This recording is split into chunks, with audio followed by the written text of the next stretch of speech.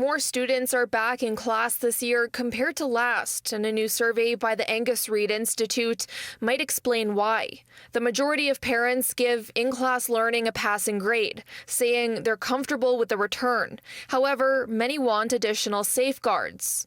75% of parents with school-aged children eligible to receive a vaccination against COVID-19 believe the shot should be mandatory for school staff, including teachers. That number jumps to 80% for parents with kids who are too young to receive a vaccine. We do have policy at the association that says teachers should be vaccinated unless they have a medical exemption.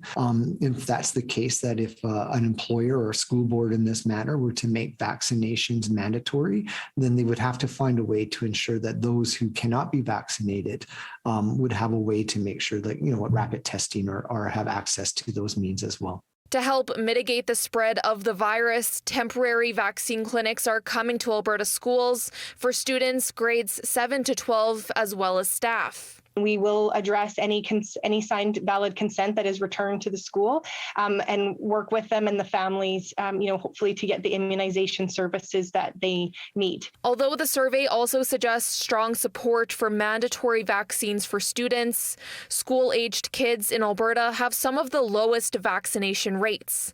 In order for a student under the age of 18 to get the jab, they need parent or guardian consent in a school setting. Parental consent is generally required for most things.